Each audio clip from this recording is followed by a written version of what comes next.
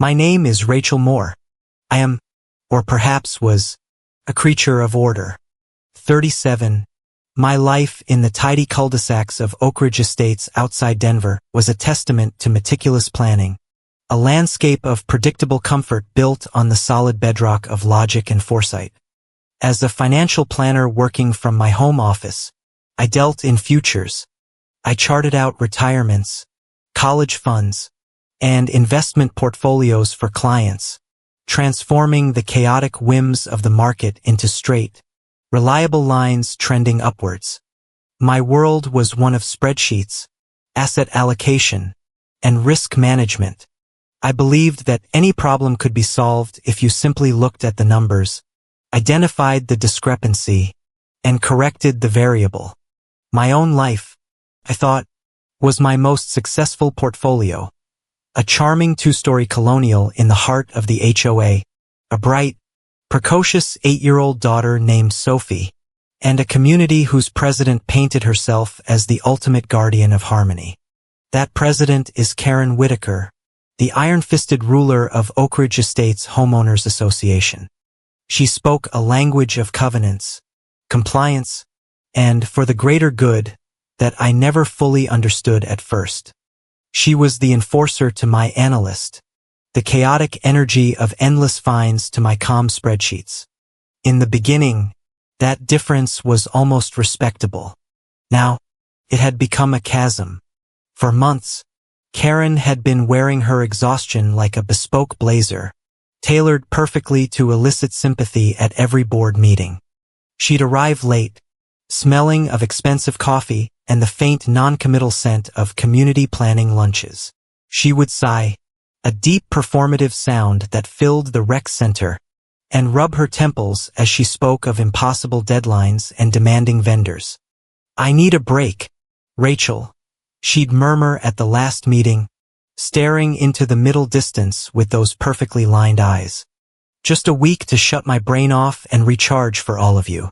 I watched this woman who was becoming a stranger to the neighborhood and felt a pang of something I mistook for empathy. So when she proposed the community family retreat, I saw it as a lifeline. She brought it up on a Tuesday evening over the Zoom call that was as silent and cold as the marble of our countertops. She swirled her wine in the little square on screen, a nervous habit I hadn't seen in years. "What would you say to a family bonding retreat?" she began, her voice unnaturally bright. "Naples, Florida. The association has reserved a corporate condo in a resort near the beach. They'll cover a big chunk of it. A special assessment bonus for the new landscaping project I landed." She painted a picture of white sand, turquoise water, uninterrupted time for families to reconnect under the warm sun. For us as a community, the word family hung in the air between us, shimmering with desperate, fragile hope. It felt like the perfect variable to correct our course, to bring our diverging lines back to a comfortable parallel. A fool's hope, as it turns out, but I clung to it. I was so starved for any sense of belonging in this rule-choked neighborhood that I feasted on the crumbs she threw me. The last 6 months had been a slow erosion of trust, a quiet death by 1,000 petty citations. Conversations at the mailbox had been reduced to logistics: who paid the latest fine for grass half an inch too long, whether the holiday lights were approved, what color the new shutters had to be.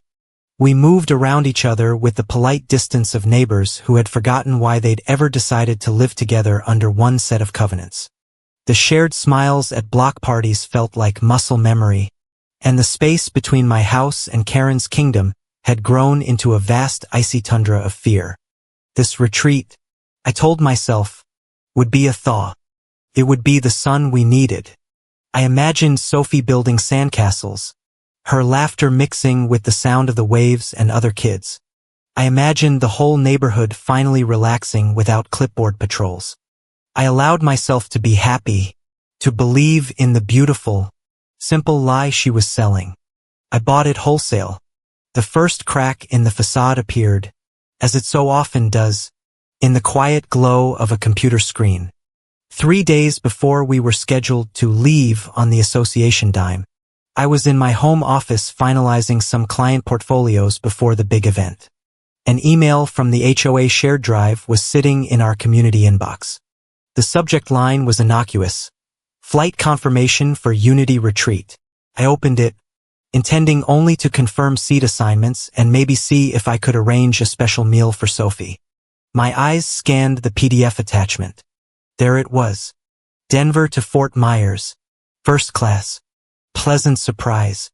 Karen must have really impressed the vendors. Then I saw the passenger manifest. Passenger 1. Karen Whitaker. Passenger 2. Rachel Moore. No. Wait. It wasn't my name. It was Connor Ellis, her so-called special consultant. I read it again and again. I scrolled down, thinking perhaps our daughter's ticket or the other families were on a separate confirmation, a different booking.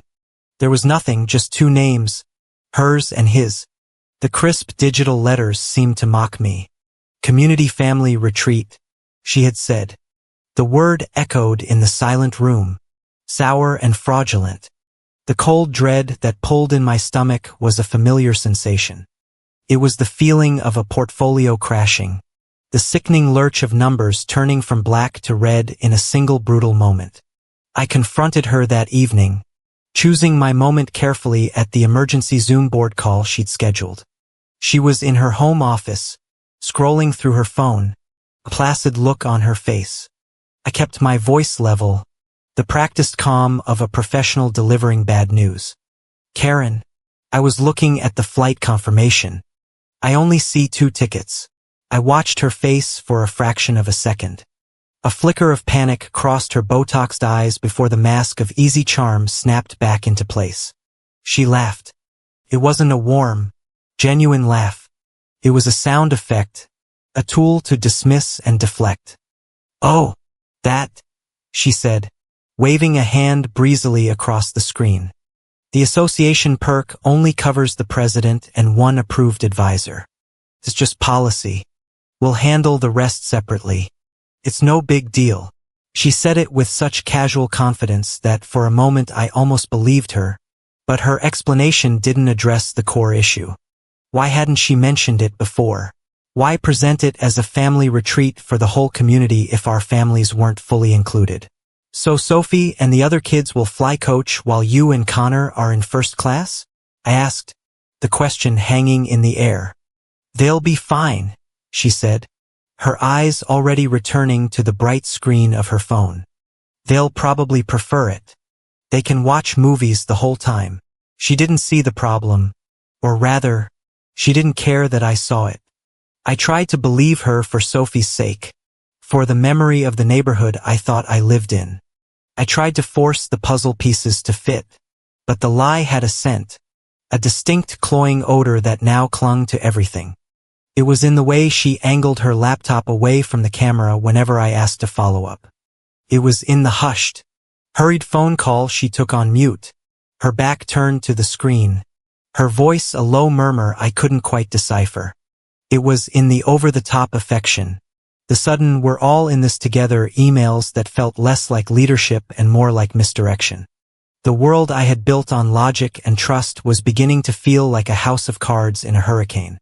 Every gust of wind, every small inconsistency, threatened to bring the whole thing crashing down. I felt hyper-aware.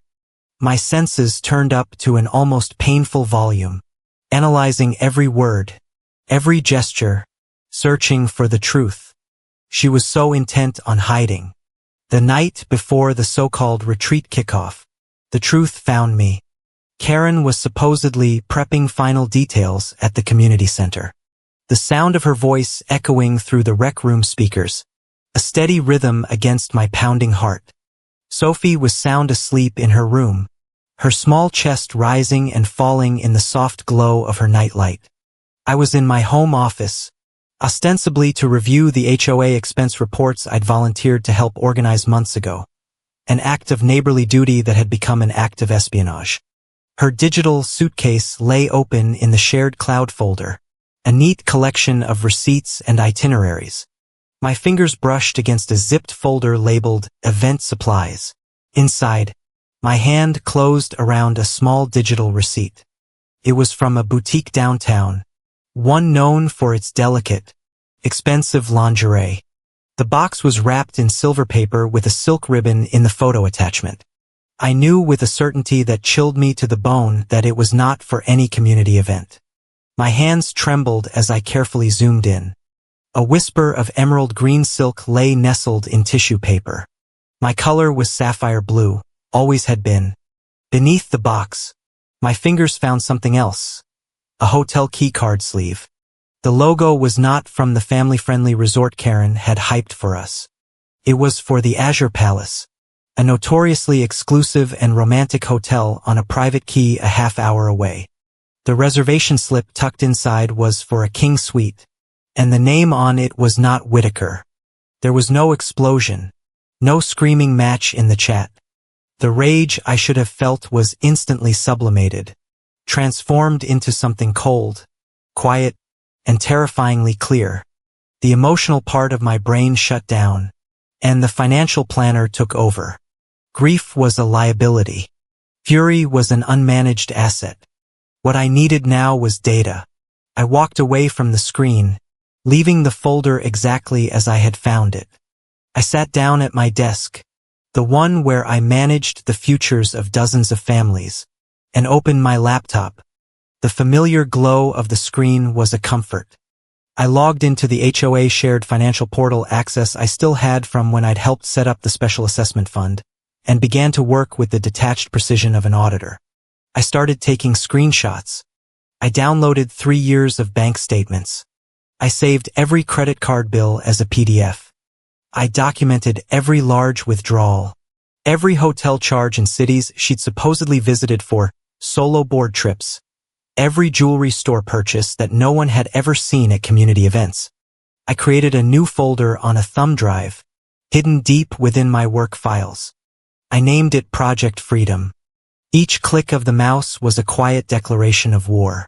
Each saved file was a bullet I was loading into a magazine. I didn't know it then, sitting in the dark with only the light of the screen on my face, that this was the beginning of my new life. The woman who had packed for a community retreat to Florida was gone. She had died quietly in a home office, somewhere between a sliver of green silk and a fraudulent hotel key. In her place sat a different woman, one who understood that trust in a neighborhood tyrant could be a bad investment and that the only person you could truly count on to secure your future was yourself. This retreat was no longer about reconciliation. It was about reconnaissance. It was the start of the most important audit of my life. And I would make sure HOA President Karen Whitaker, the woman who thought I was too trusting to see and too timid to act, was about to pay for every single unaccounted-for transaction. With interest, the hum of the Gulfstream's engines was a soothing, monotonous drone, a perfect white noise to stage a performance against. As the plane climbed through the thin Colorado air, leaving the sharp peaks of the Rockies behind, I leaned my head against the cool glass of the window and feigned sleep. The plush leather of the coach seat I'd paid extra for was a mockery, a luxury purchased with my own dues to facilitate a singular betrayal. I slowed my breathing, letting my body go slack, transforming myself into the image of a trusting, tired resident. Through the sliver of a gap beneath my eyelashes, I watched her. Karen wasn't looking at the clouds or reading the in-flight magazine. Her attention was focused entirely on the phone in her lap, her thumbs moving with practiced urgency. She thought I was asleep. She thought she was safe. The screen's reflection was faint in the polished chrome of the armrest. But it was enough. I saw the open messaging app. A single initial C at the top of the thread. My heart didn't pound. It turned to a cold, heavy stone in my chest. This was it. The confirmation. Her message was short. The casual intimacy of it. A blade twisting in my gut. Boarded. Can't wait for tonight. A wave of nausea, hot and acidic, rose in my throat, but I swallowed it down. Emotion was a luxury I could no longer afford. My mind, The part of me that saw patterns and calculated risks took over. I didn't focus on the pain. I focused on the phone number visible at the top of the screen, just below the initial. I committed it to memory, repeating the 10 digits in my mind like a sacred mantra. 727-555-0182. It was no longer a phone number. It was an exhibit. Exhibit A. When we landed in Florida, the humid air wrapped around us like a hot, wet blanket. It felt oppressive, suffocating. We collected our bags and took the shuttle to the sprawling, family-friendly resort Karen had hyped for us. It was a symphony of manufactured fun, a lazy river, squealing children, and staff with unervingly wide smiles. It was perfect camouflage. After the bellhop had taken our luggage to the rooms, Karen checked her watch with a theatrical sigh. "Rachel, I'm so sorry about this," she started, the lie already smooth on her tongue. "An investor for the new landscaping campaign. He happens to be in town. He can only meet this afternoon. I have to go shake his hand. You know how it is." She patted my shoulder, a gesture so devoid of genuine community spirit it felt like ice against my skin. "I'll be back for the group dinner. Don't let me stop you from hitting the pool." I smiled, a perfectly crafted expression of neighborly understanding. "Of course, Karen. Go take care of association business." The moment the shuttle door clicked shut behind her, my own operation began. I had come prepared. I pulled a prepaid burner phone from my carry-on and dialed the number for a private car service I had researched and booked from Denver. 10 minutes later, a discreet black sedan was waiting for me at the resort's entrance. "Follow the silver convertible that just left," I told the driver, my voice calm and even. "Stay 2 cars behind." He nodded, his face impassive in the rearview mirror. The drive was short, a 20-minute journey away from the land of cartoon mascots and into the realm of adult indulgence. He pulled into the valet circle of the Azure Palace. It was exactly as the website had promised. Sleek, modern, and radiating an aura of expensive exclusivity. I had the driver park across the street in the shade of a banyan tree, and I waited. I didn't have to wait long. Karen got out of her car, looking more relaxed than I had seen her in a year. She wasn't a woman going to a business meeting. She was a woman arriving for a tryst. A moment later, the tall, well-dressed man emerged from the hotel's revolving doors. He was Connor Ellis, the consultant whose name had been on that second ticket. They didn't speak. They didn't need to. He closed the distance between them and wrapped his arms around her waist, pulling her into an embrace that was both hungry and familiar. My breath hitched, a single, involuntary gasp. The analytical part of my brain took a step back, and for a searing second, the betrayed neighbor was in control. I felt the primal urge to get out of the car, to scream, to claw at her perfectly tanned face. But then I remembered my goal. This wasn't about a confrontation. It was about a collection. My hands were shaking, but my purpose was steady. I raised the burner phone. The lens of its camera felt like the scope of a rifle. I took a photo of the embrace, then another of the kiss that followed, deep and lingering. I switched to video, recording them as they laughed. His hand possessively on the small of her back, and walked arm in arm into the hotel. Evidence clear, irrefutable, and damning. As they disappeared inside, I opened the HOA banking app on my personal phone. I didn't have to wait long. A notification popped up. Charge alert at the Azure Palace. Another screenshot. Every move she made, every dollar she spent from our shared dues to entertain this man was another nail she was hammering into her own financial coffin. I saved the files to my secure cloud storage, adding them to the Project Freedom folder. Then I told the driver to take me back. That evening, I played the part of my life. I wore a blue sundress, my color, and let my hair down. When Karen returned, smelling faintly of a cologne that wasn't hers. I greeted her with a warm smile. She spun a detailed story about the meeting, naming a fictional investor and inventing tedious contract details. I listened with rapt attention, nodding and asking the right questions. We went to the group dinner at the resort's beachfront restaurant. The air was warm. The tiki torches cast a romantic glow, and the sound of the gentle waves lapping the shore should have been soothing. To me, it sounded like a countdown. We ordered champagne. When the glasses arrived, bubbling and cold, I raised mine. I looked her straight in the eye, my expression a perfect mask of contentment. To new beginnings, I said, my voice soft. She smiled, a genuine, unsuspecting smile, and clinked her glass against mine. To new beginnings, she echoed, completely oblivious that her new beginning was a catastrophic end, and mine was a glorious, well-funded escape. She had no idea what I had done just an hour earlier while she was in the shower washing the scent of her lover off her skin. I had excused myself to the balcony to take a client call, with the sound of the ocean as my cover. I had opened the HOA banking app. I navigated to the Special Assessment Reserve account, a healthy repository holding just over $100,000. Money we residents had been saving for actual community repairs. It was our future, our shared dream. In less than 90 seconds, I initiated the alert process by flagging every transaction for review and simultaneously transferred the traceable portion into a holding escrow I had quietly set up through my financial firm.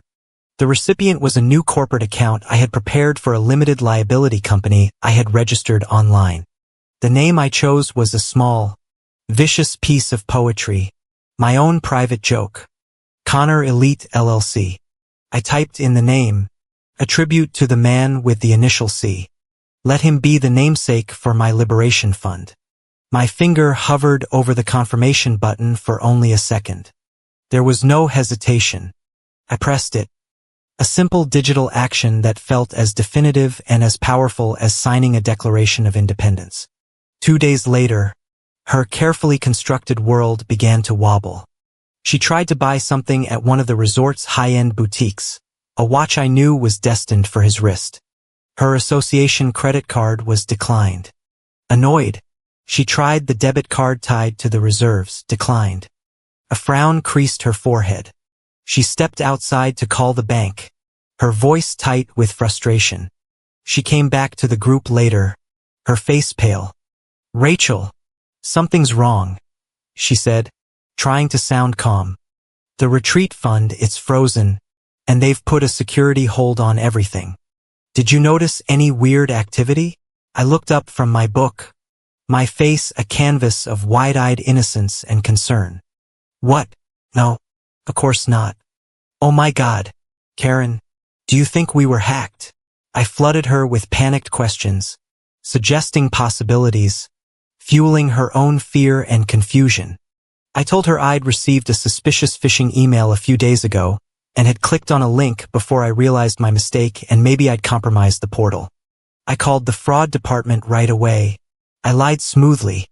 They said they were putting a temporary hold on everything to investigate. "It's for our own protection." She ran her hands through her hair, agitated. "For how long?" They said it could take a few business days.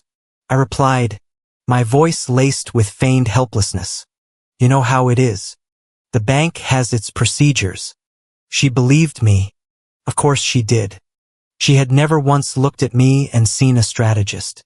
She saw a compliant resident, a mother, a woman who balanced the books but who didn't understand the complex architecture of power. She was wrong. I had spent 15 years navigating that world. I knew that every transaction, every digital handshake leaves an indelible trail. My flag on the joint reserve to an escrow of which I was the sole overseer was legally gray but defensible. Her expenditures, a secret hotel room, expensive gifts, lavish dinners for her lover, all paid for with member funds, were not. That was called dissipation of association assets, and it had a clear, traceable, and very expensive paper trail. She was playing a short game driven by impulse and ego. I was playing the long game, armed with data, patience, and a righteous glacial fury. As I watched her pace the pool deck, shouting into her phone at some poor underpaid bank employee, I felt nothing but a profound and chilling calm.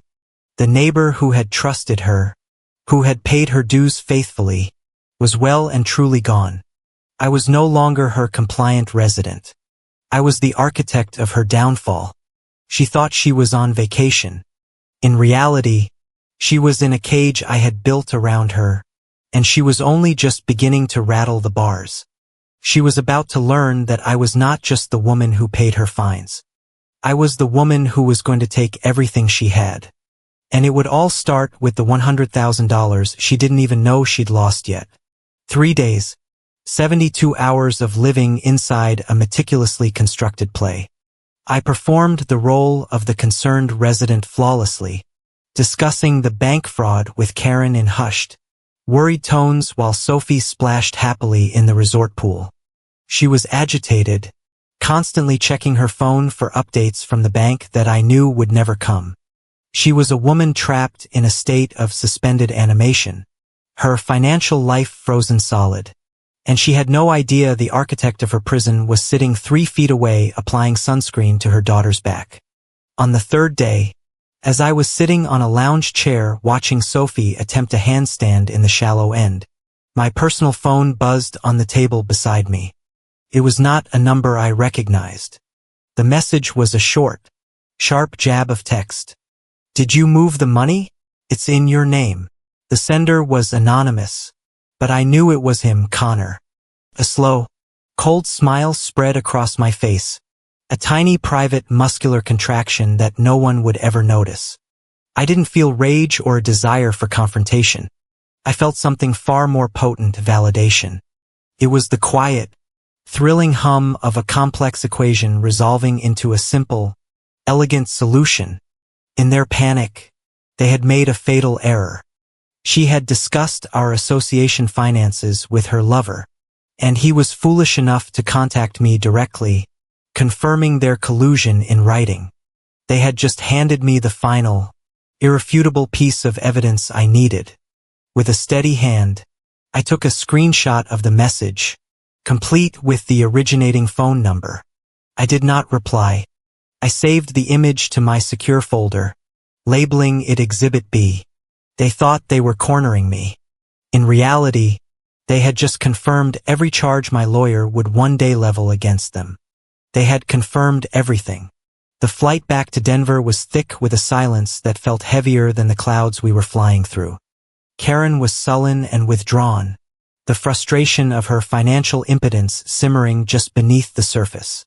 She was a queen locked out of her own treasury. She kept glancing at me, suspicion warring with the persona of the aggrieved leader she was trying so desperately to project.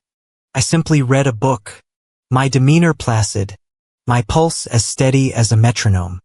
I was a calm sea, concealing the terrifying depths below. When we got home, the neighborhood felt different. It was no longer our shared haven. It was a contested asset. She immediately retreated to her home office, claiming she was exhausted from the trip and buried in bored emails. She had no idea that her password would no longer grant her access. While she was performing the role of the beleaguered president, I was quietly orchestrating a digital coup. I sat at my own desk and one by one methodically changed the password to every single account we shared, the mortgage portal for the community center, the utility companies, our joint investment portfolio for reserves, the vendor payments, the Amazon account for HOA supplies, the Netflix for the rec room. It was a tedious, systematic process of excision. With each new password, I created complex, unguessable strings of characters. I was erasing her from the life we had built under her rules. She was becoming a ghost in her own kingdom, and she didn't even know it yet. The next morning, I drove downtown. My destination was the sleek glass and steel office building that housed the law firm of Margaret Shaw. Maggie and I had been friends since college. Back when our lives were unwritten pages filled with cheap beer and boundless, naive optimism. We had navigated bad breakups and career fears together, but our paths had diverged. I had chosen the quiet, structured world of financial planning and suburban life. Maggie had chosen the battlefield. She had become one of Denver's most feared attorneys specializing in HOA disputes and asset fraud. She was exactly who I needed. Her office was stark and minimalist with a single brutalist orchid on her desk. She looked at me over the top of her glasses, her expression sharp and assessing. "Rachel," she said, her voice devoid of pity. "You look like you're here for business." I didn't cry. I didn't allow my voice to tremble.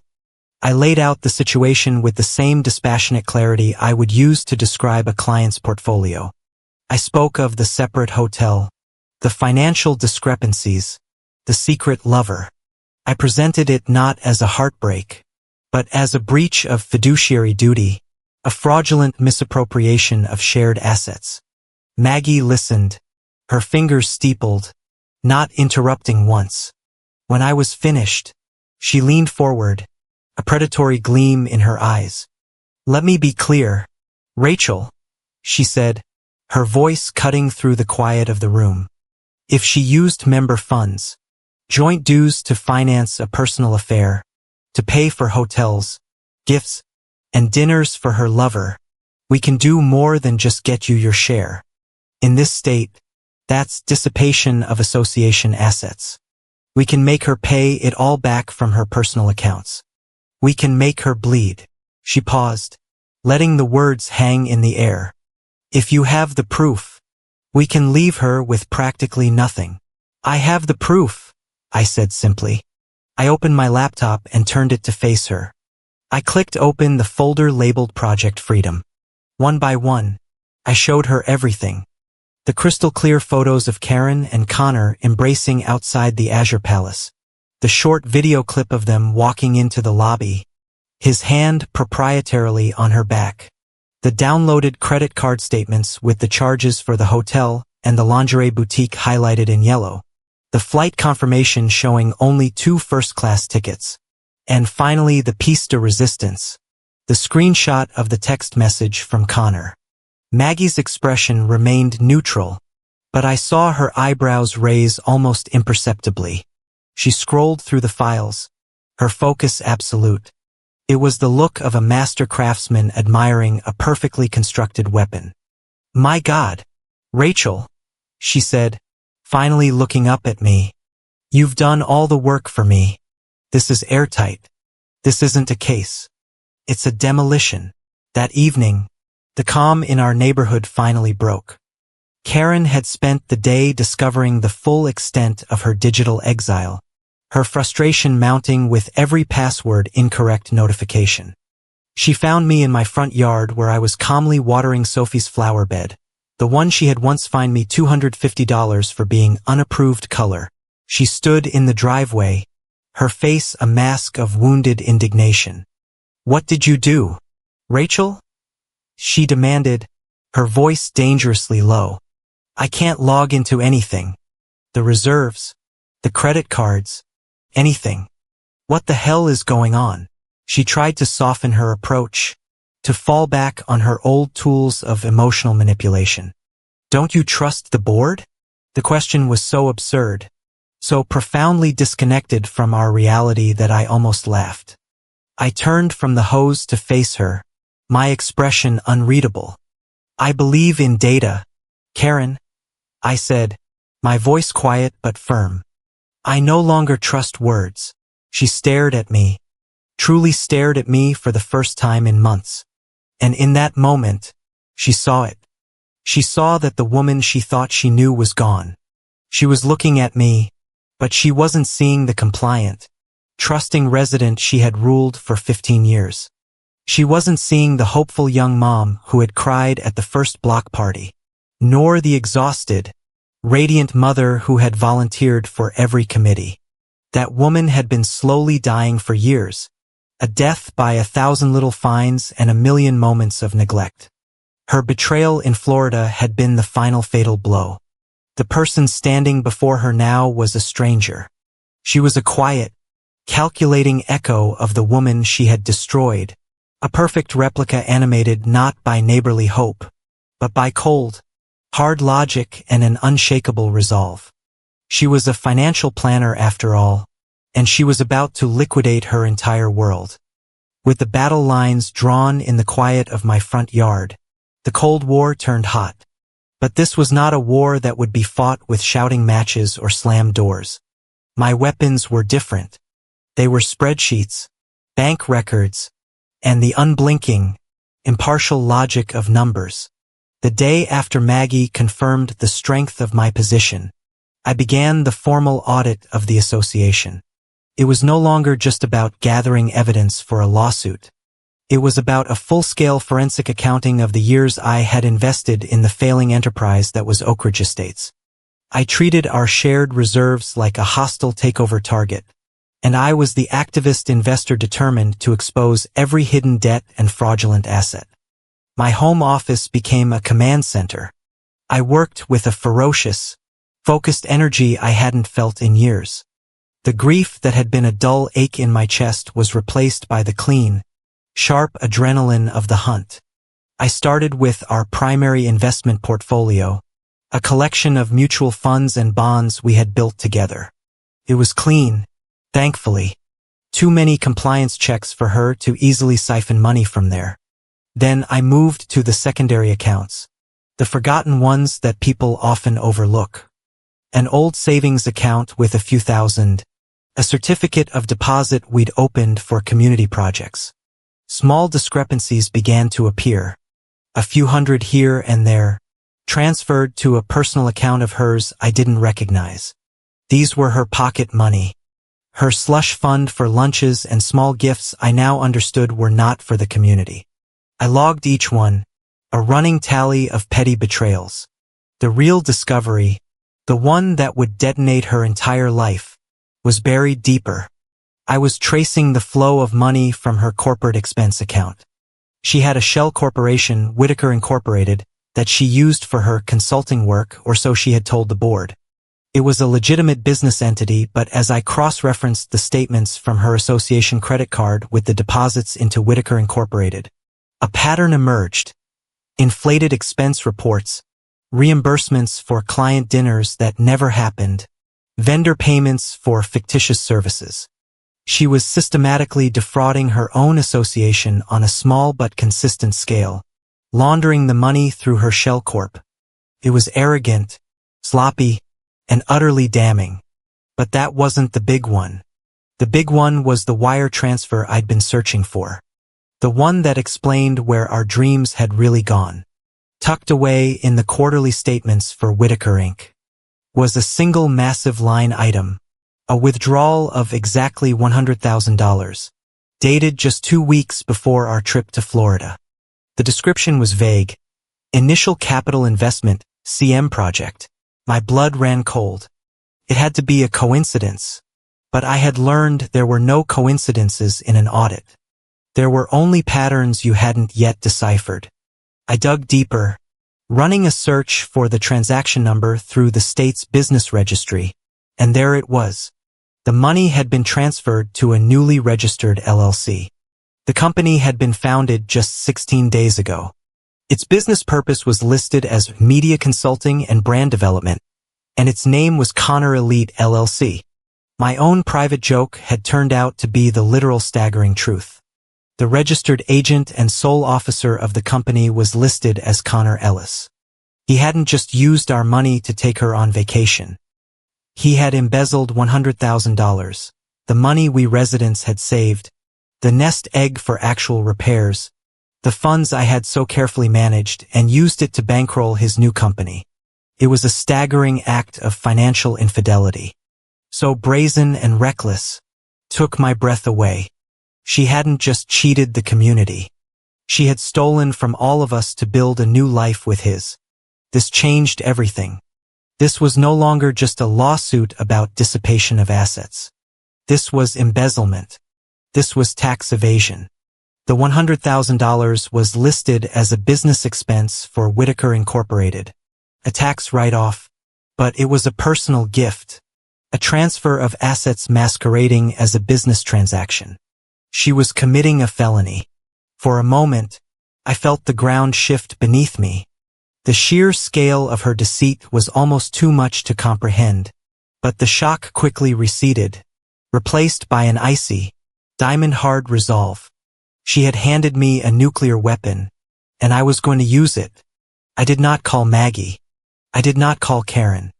I spent the next hour compiling a neat, organized digital file. It contained the Whitaker Inc.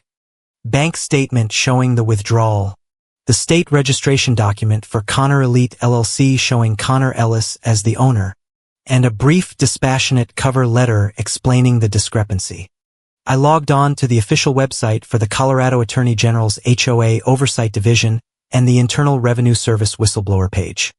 The programs were designed to reward citizens who report significant fraud. I filled out the forms, uploading my meticulously prepared file as supporting documentation. I reported my own HOA president to the state and federal government. As I clicked submit, I felt a profound sense of release. It was the cleanest, most final act of my life. I wasn't a scorned resident seeking revenge. I was a citizen reporting a crime. I was simply correcting the numbers. The fallout was not immediate, but when it came, it was swift and brutal. 2 weeks later, Karen was served with a notice. She was being formally investigated by the state for embezzlement of association funds and by the IRS for tax fraud. They had summoned her for an official inquiry. She came to my door that night, the color drained from her face, a single sheet of paper trembling in her hand. She looked broken, terrified. She didn't speak. She just stared at me, her eyes pleading for an explanation, for a denial, for anything other than the truth she was starting to suspect. I said nothing. I finished watering the flowers, walked past her, and went to my office. I found the article online, a small piece on a local news site, a dry report about the HOA president of Oak Ridge Estates being placed on administrative leave pending an internal investigation into misuse of funds. I copied the link. I opened a new email, addressed it to the entire neighborhood listserv, and pasted the link in the body. I didn't add a subject line or a signature. I just hit send. I heard her phone chime across the street. A few seconds of silence. Then a choked, guttural roar of pure rage. She burst into my yard, her face purple with fury.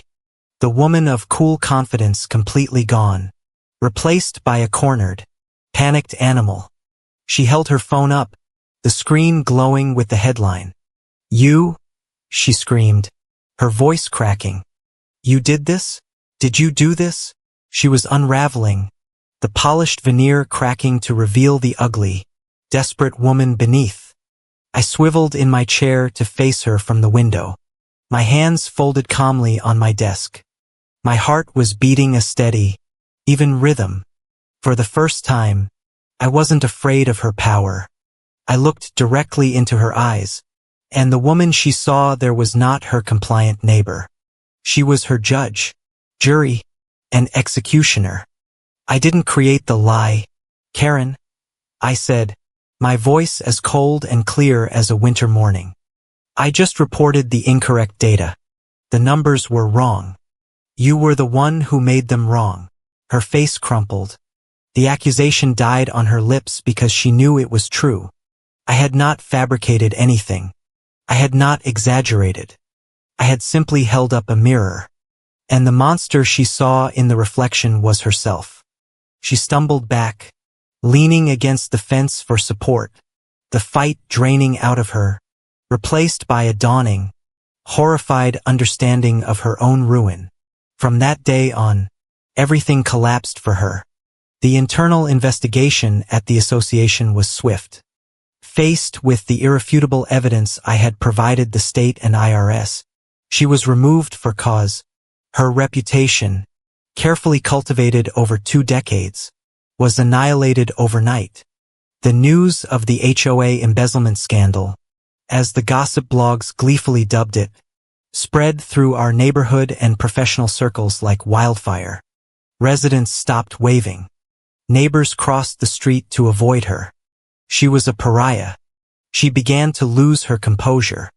Her days a blur of frantic calls to lawyers and long hours spent staring at the walls. The weight of her actions finally crushing her. But as her world fell apart, mine began to come together. Each piece of her life that crumbled was a stone I used to build the foundation of my own. I watched her disintegrate, not with glee, but with the detached satisfaction of a project coming to completion. The audit was over. The debt was being called in. She was losing everything. But me, I was just beginning to feel alive again. The hearing was an exercise in beige. A sterile, sound-absorbing room designed to strip all the color from neighborhood tragedy. Everything from the worn carpet to the wood veneer paneling was the color of faded manila folders. It was a place where messy, passionate lives were broken down, quantified, and processed into neat, legally binding columns of loss and gain.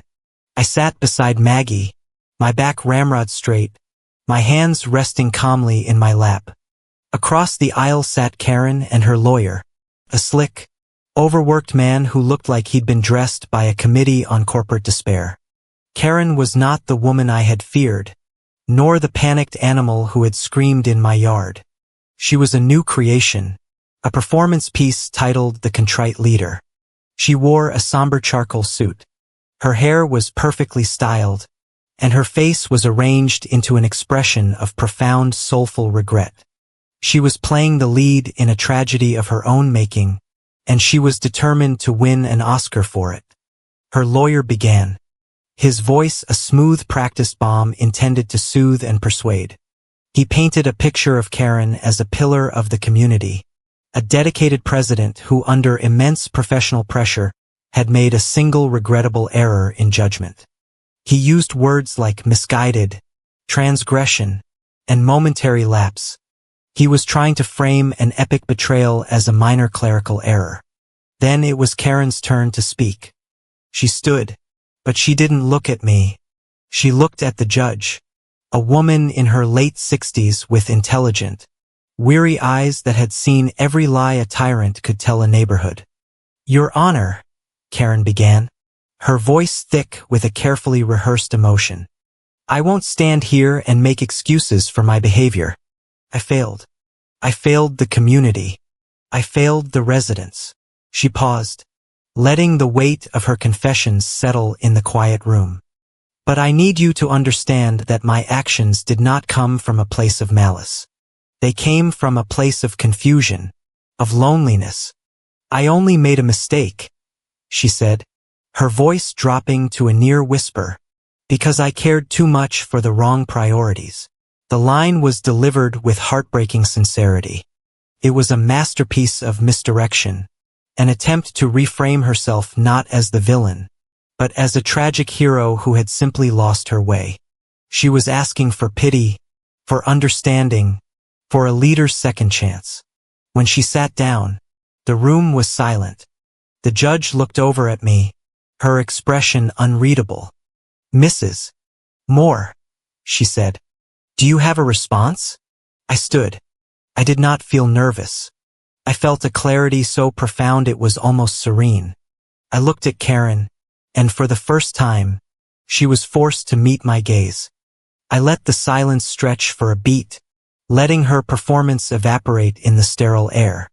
"Your Honor," I said, my voice clear and steady, every word precisely enunciated. "Karen is correct. She made a mistake." I saw a flicker of relief in her eyes, a glimmer of hope that her gambit had worked. I let her have that moment before I took it away forever. "But she is wrong about the nature of that mistake. She didn't make a mistake because she cared too much. She made a mistake because she thought we were all stupid." A quiet gasp came from somewhere in the back of the room. Karen's face went rigid, the mask of contrition shattering to reveal the raw fury beneath. Her lawyer put a restraining hand on her arm.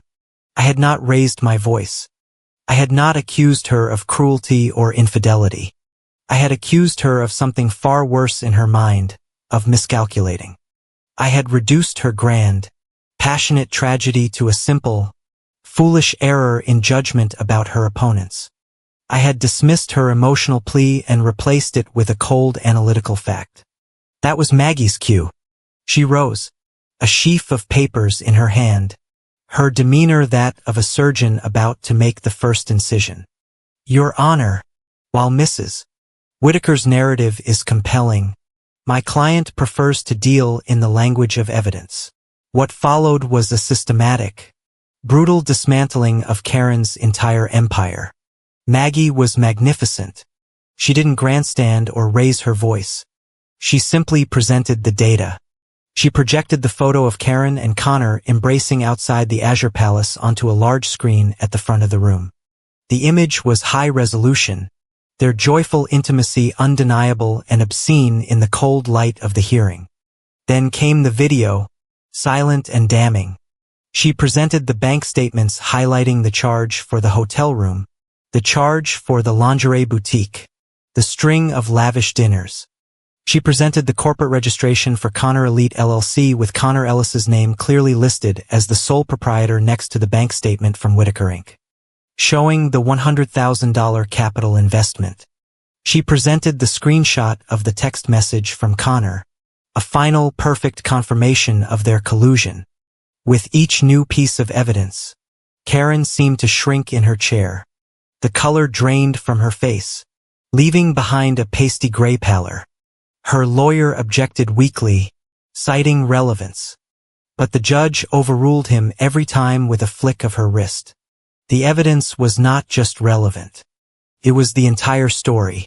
The final act of Maggie's presentation was to submit the official notice from the state confirming that Karen was the subject of an active investigation for embezzlement alongside a letter from the IRS confirming tax fraud implications. The air in the room was thick with the weight of her ruin. Karen couldn't take it anymore. As Maggie sat down, she shot to her feet, her composure completely gone. This is a character assassination, she sputtered, pointing a trembling finger at me. She's twisting everything. She's being too harsh. Your Honor. She's trying to destroy me. She was playing her last card, the victim. She was trying to paint me as the vengeful, merciless shrew, and herself as the poor soul being unfairly persecuted. She was appealing to the old tired stereotype of the hysterical woman scorned. The judge watched her, her face impassive. She let her finish her tirade, the desperate words echoing and then dying in the quiet room. She looked at her lawyer, then at her, then finally at me. Mrs. Whitaker, the judge said, her voice quiet, but carrying the unmistakable weight of authority. Your resident is being harsh. I saw Karen's shoulders relax fractionally, believing she had found an ally. The judge continued, her eyes boring into her. She is being harsh because she appears to be the only person in this room, aside from myself, who is telling the truth. The words landed like a gavel, final, absolute. The verdict was in before the judgment was even read. The judgment itself was a formality, a simple reading of the numbers that now defined our lives.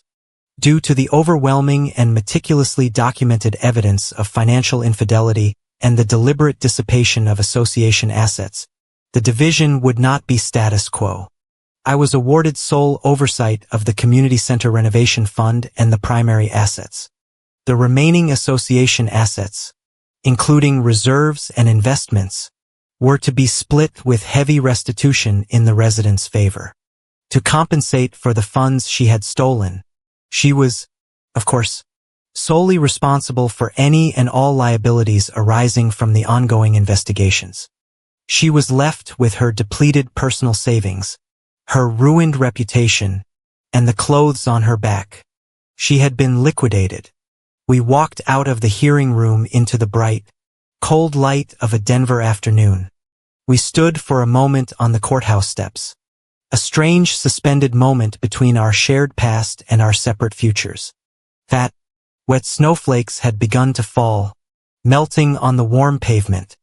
She looked at me, her eyes hollowed out, empty of the fire and arrogance that had once defined her. She looked like a woman who had lost a war she never even knew she was fighting. I expected her to shout, to curse me, to say something, anything. But she was silent. I pulled the collar of my coat up around my neck, preparing to walk away and never look back. Then I turned to her one last time. Justice doesn't need to shout. Karen, I said, my voice barely a whisper against the quiet hiss of the falling snow. It just needs to be silent. She flinched as if I had struck her. I turned and walked down the steps, leaving her standing there alone. The snow was cold on my face, but for the first time in a very long time, I felt profoundly and unshakably warm. The money sat in the escrow account for exactly 30 days, an untouchable symbol of my first victory. It was more than just $100,000. It was a captured territory, the first piece of my old life that I had successfully liberated. It was the seed capital for my future, and I was determined to plant it somewhere meaningful. I could have simply absorbed it back into the association reserves, letting it disappear into a sea of community projects. But that felt too quiet, too anticlimactic. This money needed to make a statement. It needed to build something real. I had lunch with Maggie at a small Italian place downtown a month after the hearing was finalized. The legal battle was over, but a new partnership was just beginning over plates of pasta. I slid a prospectus across the table to her. I have an idea for our first joint venture, I said. She raised an eyebrow, intrigued. I thought you were the cautious financial planner, Rachel. I'm the gambler. I am cautious, I replied, which is why I only invest in assets I understand, and I understand this one intimately. The prospectus was for a small, slightly neglected house on the edge of the neighborhood. A 2-bedroom A-frame with a wide deck and a private yard, surrounded by aspens and pines. It was the kind of property real estate agents would describe as having good bones and rustic charm, which was code for needing a lot of work. Maggie looked at the photos, then back at me, a question in her eyes. It's a nice spot, she said. But why this one specifically? I took a slow sip of my wine. 5 years ago, I began, my voice even. Karen stood on that deck during an open house tour and told the whole board that one day the association would buy it. She said we'd gut it, build a new stone fireplace, and that our future would be right there. Sophie would learn to play in that yard. We would grow old on that porch under her rules. It was one of her most beautiful promises. Maggie's expression hardened with understanding. And the next week, I said, I found a receipt for a weekend trip to Napa in the expense report with Connor Ellis. I had filed it away, another piece of data in the growing file against her. But I never forgot the promise or the place. The house had become a monument to her hypocrisy. It just came back on the market last week, I finished. The owners are motivated. I think we should buy it. Maggie leaned back, a slow, dangerous smile spreading across her face. Rachel Moore, she said, raising her glass. You are a poet, a ruthless, brilliant poet. Let's buy her future. We used the $100,000 from the escrow account as the down payment. We didn't just buy a house. We foreclosed on a lie. The day the keys were in my hand, I drove to the property alone. The air was crisp and clean, smelling of pine and damp earth. The house was just as I remembered, but smaller, sadder. It was filled with the previous owner's forgotten things. Old magazines, a chipped coffee mug, the faint musty smell of a place unloved. For a moment, standing in the dusty living room, a wave of the old grief washed over me. The ghost of that broken promise was everywhere. But then I looked out the large picture window at the yard.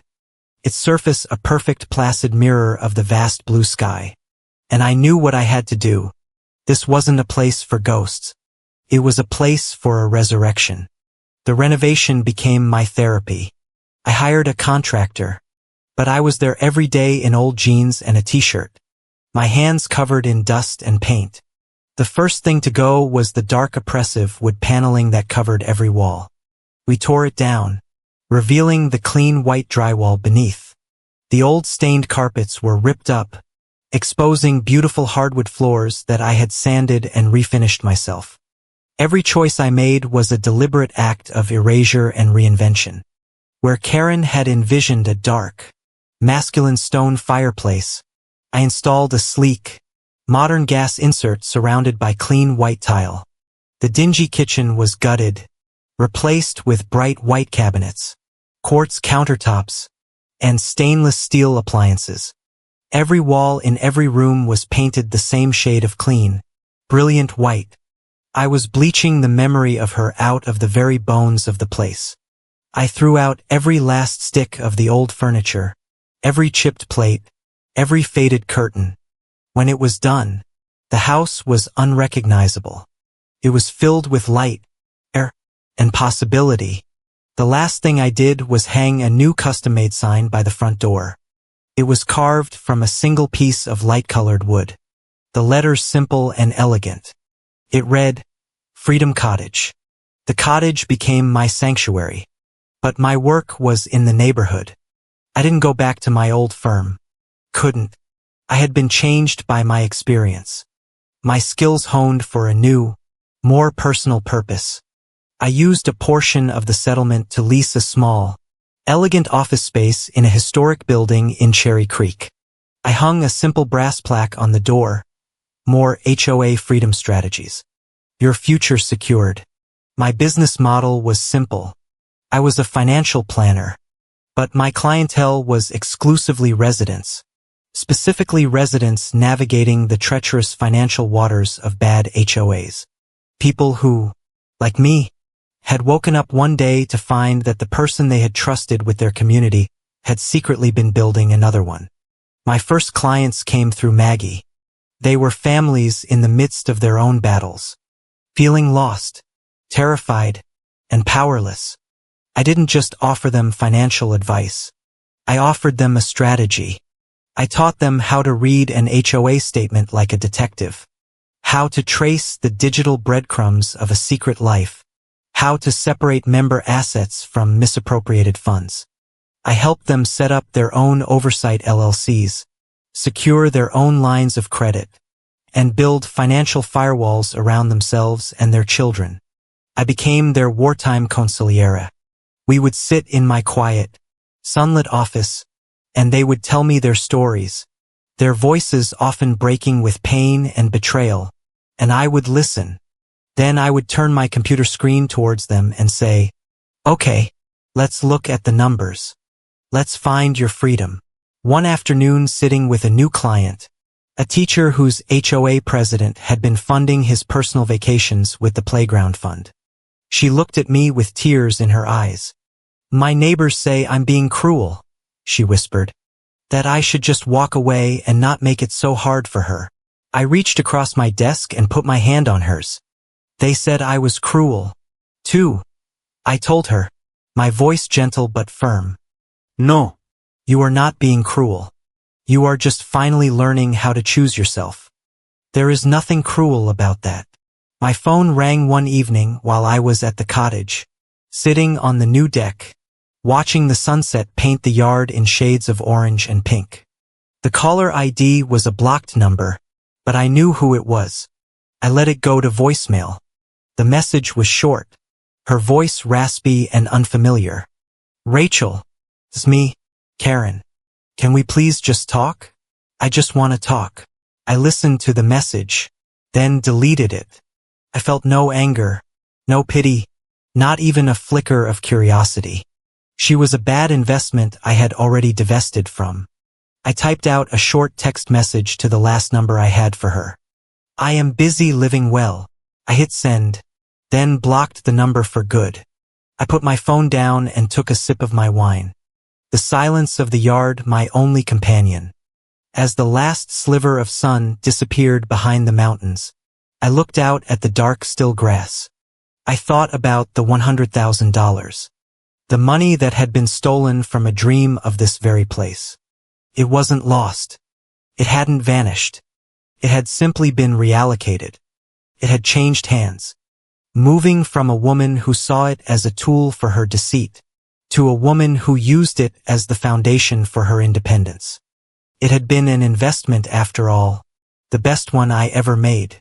It had just gone to a new owner, and the new owner, I knew with a certainty that was as deep and as calm as the yard in front of me, was infinitely more deserving. A year can be a lifetime. In the 12 months since the hearing had been finalized, I had built an entirely new one. My HOA Freedom firm had flourished, my name becoming a quiet, powerful word-of-mouth recommendation in certain circles of Denver. My office on the top floor of a restored brick and timber building downtown was my testament to this new life.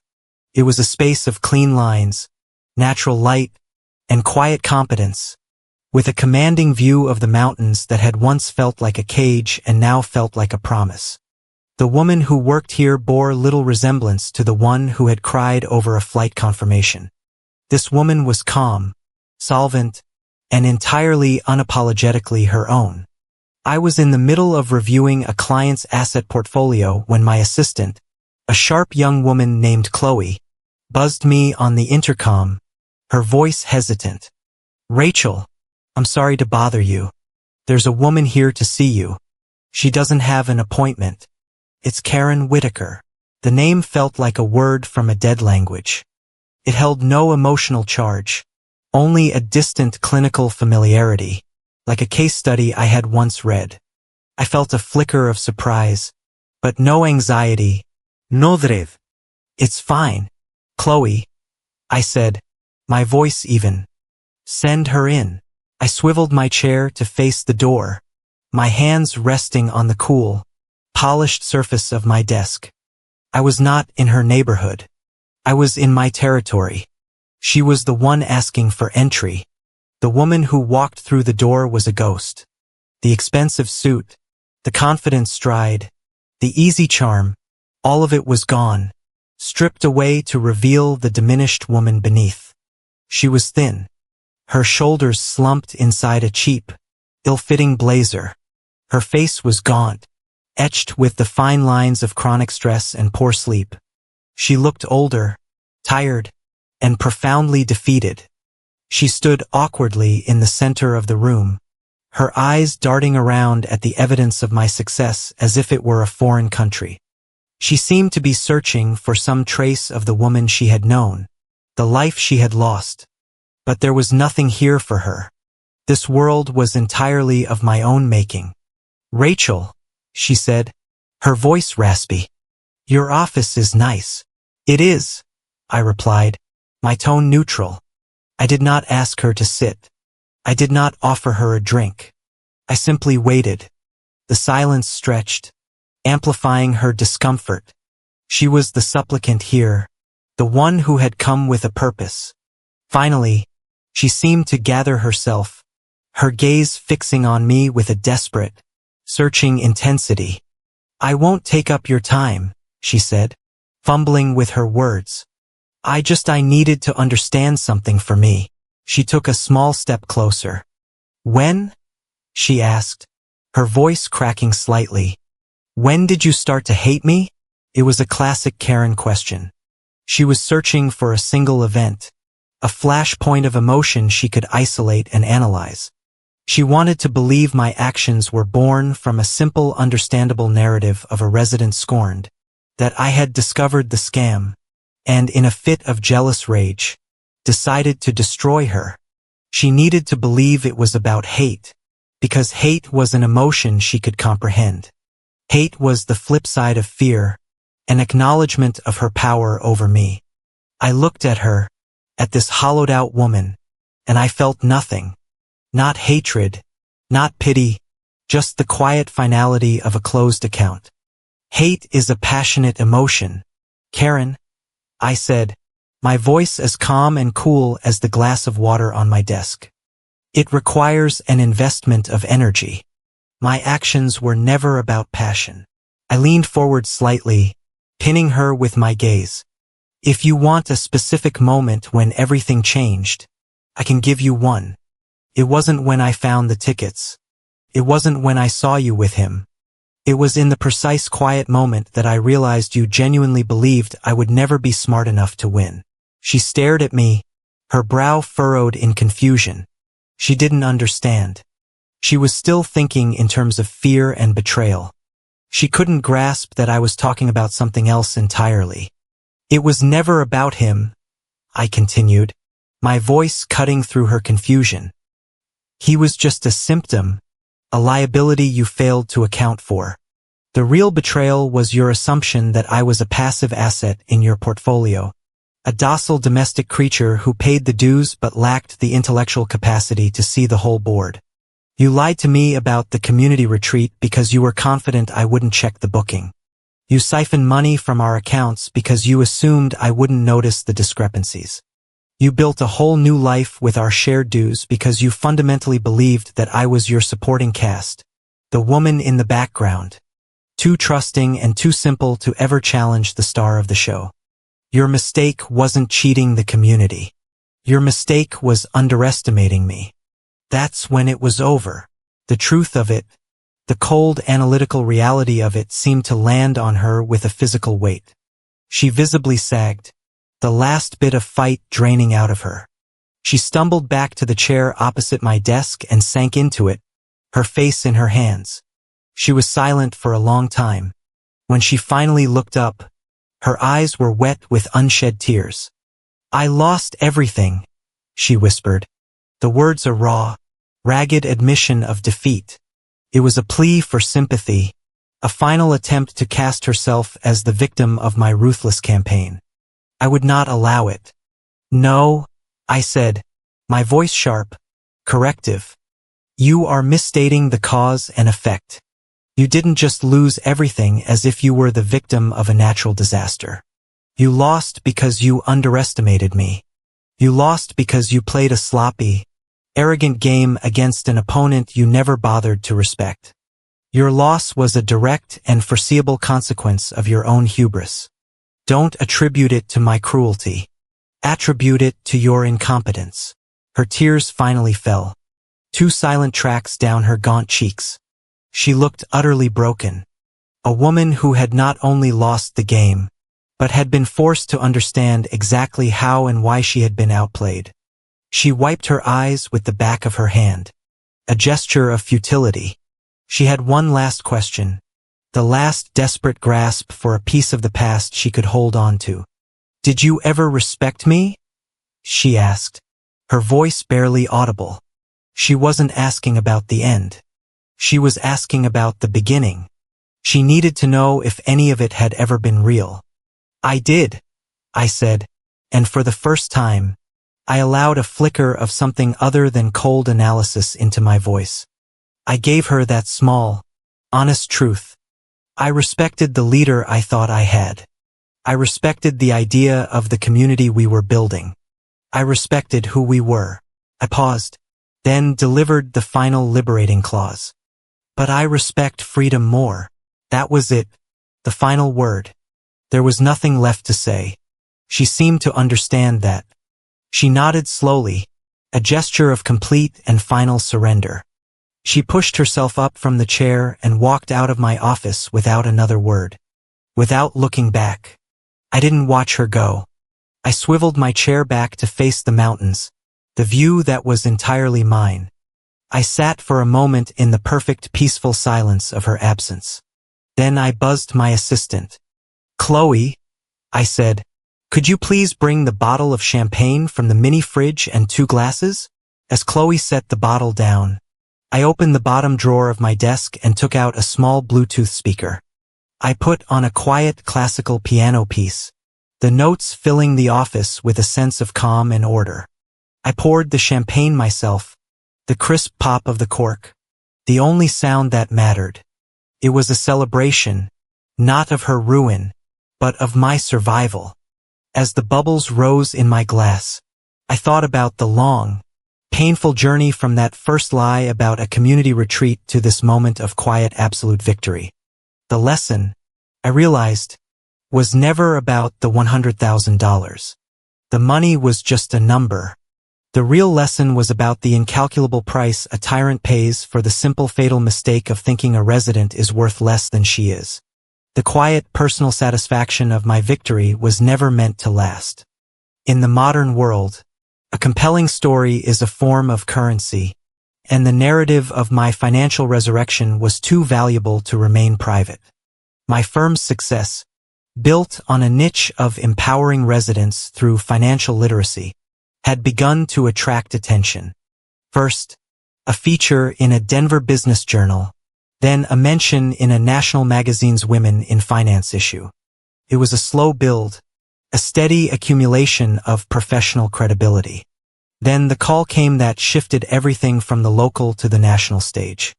It was a producer from Market Movers, a sleek, influential daily show on a major financial news network. They were doing a week-long series on financial independence after life-altering events, and they wanted me as a guest. My first instinct was to decline. I had won my war in the quiet of a hearing room and the solitude of my own resolve. I had no desire to parade my past trauma for public consumption. But as I considered it, I realized my perspective was wrong. This wasn't about my past. It was about my present. It was an opportunity to control my own story, to frame it not as a tale of a messy HOA battle, but as a case study in strategic survival.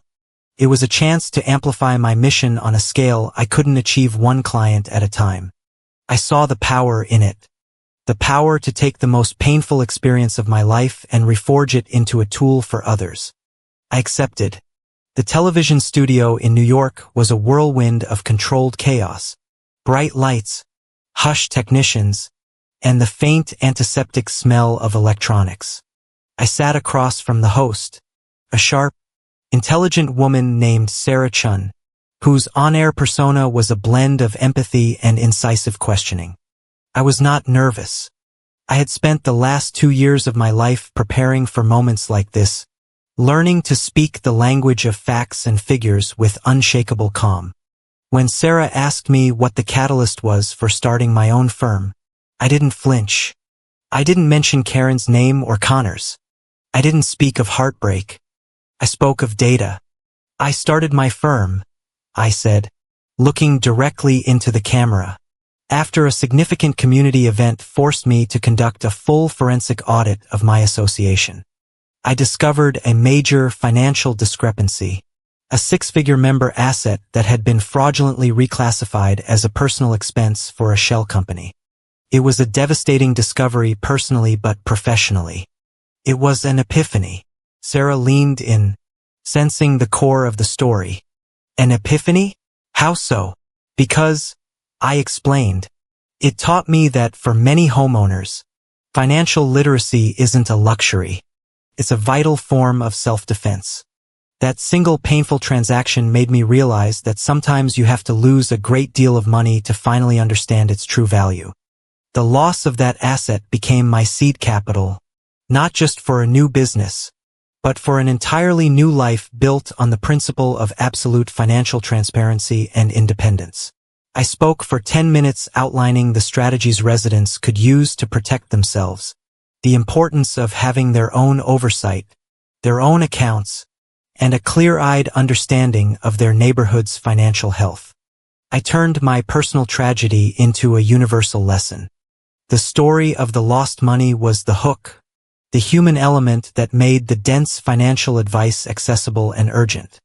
When the interview was over, I felt a sense of calm.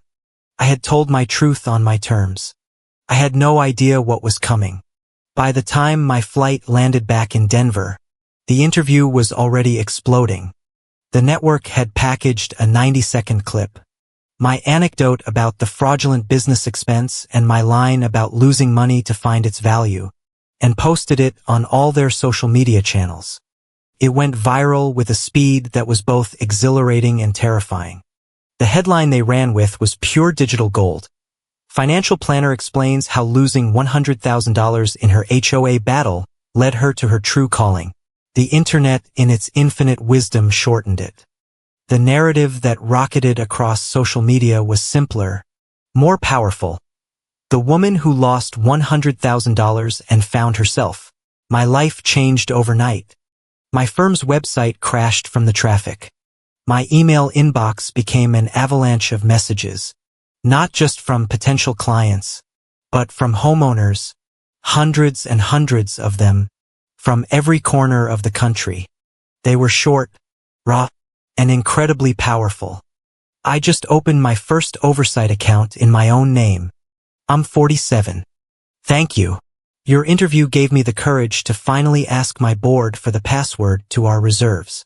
I left my tyrannical HOA a month ago with nothing. Watching you, I realized I have everything I need to start over. You gave me hope. Each message was a testament to the power of a shared story. I had taken my private pain and turned it into public courage. While my star was rising, Karen's was being extinguished. I never had to mention her name. The internet did the work for me. Digital sleuths and gossip columnists smelling a juicy story of a villain to my hero quickly connected my now famous narrative to the old local articles about the HOA embezzlement scandal. The stories were rehashed and recirculated. Now, with a new national context, she became the unspoken antagonist in my success story, a faceless symbol of the kind of leader whose underestimation of her residents leads to her own ruin. Her name was dragged through the mud all over again. But this time, the mud was everywhere. I didn't have to lift a finger. I didn't have to say a word. In the new narrative, she was merely a footnote in my origin story. Her reputation wasn't just damaged. It was rendered irrelevant. The power reversal was absolute and complete. I knew I had to channel this momentum into something bigger than just my own firm. This was a movement, not a moment. With Maggie's legal help, I established a nonprofit foundation, seeded with a significant portion of my own profits. We called it the Freedom Fund. Its mission was simple: to provide grants to homeowners who needed to restart their lives after an HOA caused by financial fraud or tyranny. It offered money for legal fees, for job training, for the first and last month's rent on a new property outside the gates. It was the answer to the questions so many residents faced. How can I afford to leave? I was taking the power I had won and giving it away, creating a virtuous cycle of independence. One morning, about a month after the interview had aired, an email landed in my inbox that made me stop cold. The subject line was simple: job application. The name of the sender was Connor Ellis. My hands hovered over the keyboard, a strange electric stillness in the air. I opened it.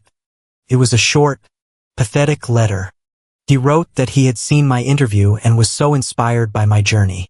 He mentioned that his own consulting business had failed to launch and that he was currently looking for a position where he could learn from a strong female leader. He had attached his resume. The irony was so thick, so darkly perfect, it was almost poetic. The man who had tried to build his future on the ruins of our community was now asking me for a job. The namesake of the LLC that had funded my escape was now begging to be on my payroll. I could have replied. I could have sent a single cutting sentence that would have eviscerated him. I could have forwarded the email to Maggie for a good, cynical laugh. I did none of those things. I simply read the email, a small, cold smile on my face. Then I selected it, and with a moment's hesitation, I moved my cursor and clicked the delete button. I sent his email and his entire existence into the digital trash. I gave him no response, no acknowledgement, no closure, because I had learned that sometimes the most profound and beautiful judgment is not a fiery condemnation, but a wall of absolute indifferent silence. The air at my new property, a year to the day after Karen's final defeated exit from my office, was different. It was the same crisp pine-scented air, but it no longer felt like a quiet refuge. Tonight it felt like a celebration. Freedom Cottage, my bleached and beautified A-frame, was no longer just a sanctuary. It was a testament. It glowed from within. its large windows throwing warm rectangles of light onto the deck and the dark glassy surface of the grass. String lights were woven through the branches of the aspens, their tiny bulbs twinkling like a private constellation. The sound wasn't of silence, but of soft music, the clinking of glasses, and the low, happy murmur of genuine conversation. I had kept the guest list small. This wasn't a party for show. It was a gathering of the architects of my new life. Maggie was there, of course, holding court by the outdoor fire pit, a glass of expensive scotch in her hand, looking every bit the victorious general at rest. A few of my oldest neighbors, the ones who had weathered the storm with me, bringing over casseroles and listening without judgment in the dark early days. And most importantly to me, two of my very first clients from the firm. They had come to me as broken, terrified residents, and now they stood on my deck laughing, their faces animated and confident, talking about the new oversight committees they had started with the settlements I had helped them secure. We were a small, unlikely tribe, bound together by the shared experience of turning ruin into a renaissance. I moved through the small crowd, my bare feet on the smooth wood of the deck I had sanded myself, a tray of appetizers in my hand. I felt a sense of ease so profound it was almost unnerving.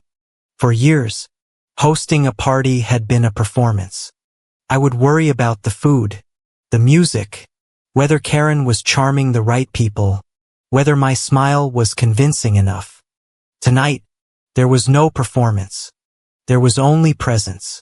I was simply here in this beautiful place I had built, surrounded by people I loved, and the feeling was as light and effortless as the breeze coming off the yard. As I set the tray down, I caught my reflection in the dark glass of the sliding door. The woman looking back at me was a stranger to the Rachel of 3 years ago. Her eyes were clear, her shoulders were relaxed, but the most startling difference was her smile. It reached her eyes. It wasn't a polite arrangement of facial muscles. It was a genuine expression of a deep and settled contentment. I realized with a jolt that was both startling and wonderful that this was the first time I had seen myself truly smile in years. I had forgotten what it looked like. Just then, a pair of small arms wrapped around my waist and a head of blonde hair burrowed into my side. I looked down to see Sophie, her face alight with the joy of the party, a smudge of chocolate on her cheek. She had been running around with a friend's daughter, their shrieks of laughter the evening's most beautiful soundtrack. She looked up at me, her blue eyes so much like my own, suddenly serious and perceptive in the way only a child's can be. "Mom," she said, her voice quiet but clear over the music. "You're happy now." The words were so simple, so direct, so profoundly true that they pierced me to the core. It wasn't a question. It was a statement of fact. She had seen the performance for years, had lived in the quiet, chilly atmosphere of a neighborhood where happiness was an act. And now she saw the real thing. A lump formed in my throat, but it wasn't one of sadness. It was one of overwhelming, cathartic gratitude. I knelt down, so we were eye to eye. I smoothed the hair back from her forehead. "Yes, honey," I whispered, my voice thick with emotion. "I am because I chose peace over pretending." She gave me another fierce hug. Then her duty as a serious social observer complete. She darted off again, back into the world of childhood games and laughter. I stood up, my eyes misty, and found Maggie watching me from across the deck, a knowing smile on her face. She came over and handed me a freshly poured glass of champagne. "Quite the journey, Rachel," she said, her voice softer than usual. She gestured with her glass at the glowing cottage, the happy guests, the serene yard. From a $100,000 loss to all this, a thriving business, a beautiful home, a nonprofit, I'd say you've become a millionaire in freedom. Quite a trade. I looked at her, then out at the yard, which was reflecting the thousands of stars now visible in the clear mountain sky. The word trade didn't feel right. A trade implies an exchange of one thing for another of equal value. What had happened was not an exchange. It was a correction, a balancing of the scales that had been tipped for far too long. It wasn't a trade, Maggie, I said, my voice finding its strength again. It was justice. She nodded slowly, her smile widening. Justice, she repeated, liking the sound of it. I'll drink to that. She raised her glass. To new lives, she said, her voice carrying across the deck. Our friends heard her, and a chorus of glasses clinked together. To new lives, they echoed, their voices warm and sincere under the stars. We stood there for a moment, a small circle of people who had, in one way or another, built new lives from the ashes of old ones.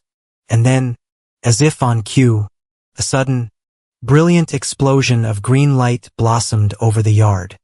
It was followed by a deep, satisfying boom that echoed off the mountains. I had arranged for a small private fireworks display with a local company. A final extravagant punctuation mark on the evening. Another burst. This one a spiderweb of glittering gold. Then a cascade of crackling silver. Everyone on the deck turned to watch, their faces upturned and illuminated by the fleeting beautiful light. The explosions were reflected perfectly on the grass's surface, creating a stunning symmetrical universe of fire and stars. I didn't watch the fireworks in the sky. I watched their reflection in the yard. I thought of the woman who had stood on this very spot and promised me a future. Her words as empty and insubstantial as the smoke that now drifted across the grass. She had promised me a community. I had built a home. She had promised me a comfortable life. I had built a meaningful one.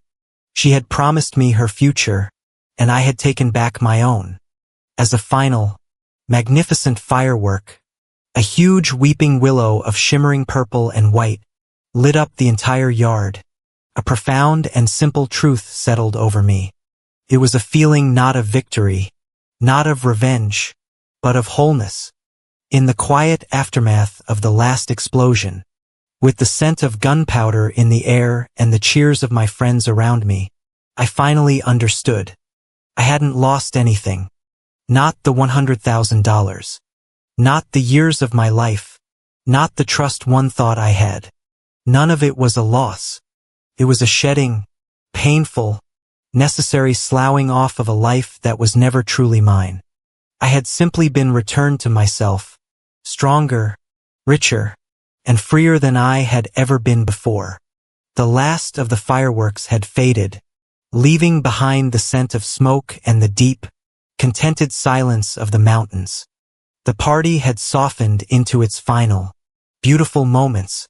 A few friends still lingered by the fire pit, their voices a low, comfortable murmur.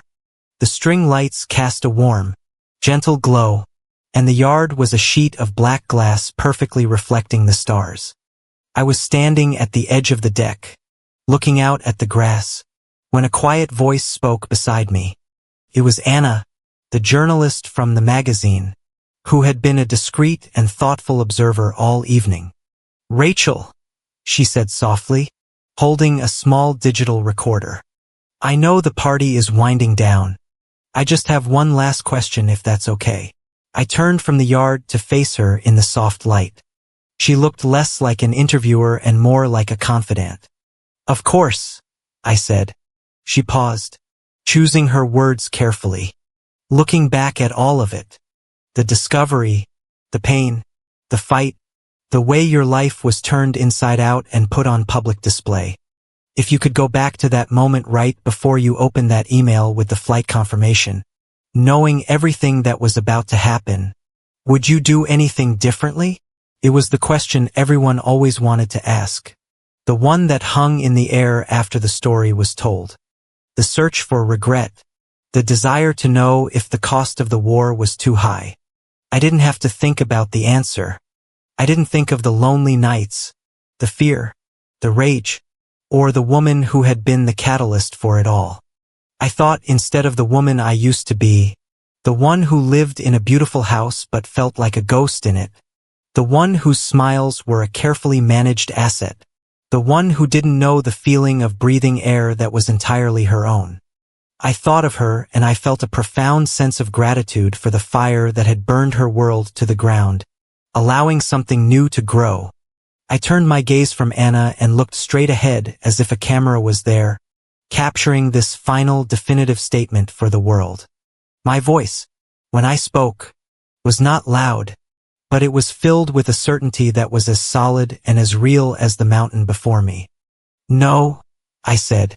I wouldn't change a single thing. I let the word hang in the crisp night air. Then I gave her the reason, the thesis statement of my new life. Because she taught me the most valuable lesson I have ever learned.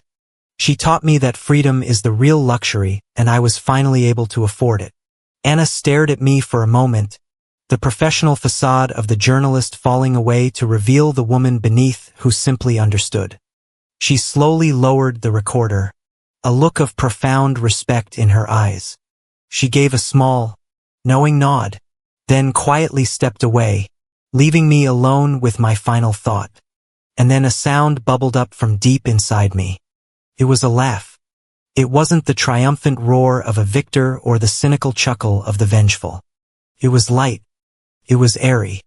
It was the sound of a burden being set down for good. The sound of a soul that had finally learned to fly.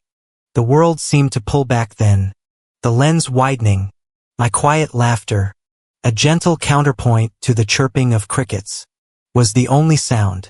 The image of me on the deck began to recede, and the focus shifted, panning out over the dark, still grass of the yard, the warm lights from the cottage, and the twinkling stars from the string lights all shimmered and danced on the surface. A beautiful abstract painting of peace and light. There was no need for another word. No apology was necessary. No further revenge was required. The accounts had been settled. The war was over. There was only me, the woman who had made $100,000 disappear, and in its place had created a new life of immeasurable worth. The image of the shimmering grass held for a long moment, perfect quiet peace. Then it slowly faded to black, and on the screen a final simple truth appeared in clean white letters. Freedom is the real luxury.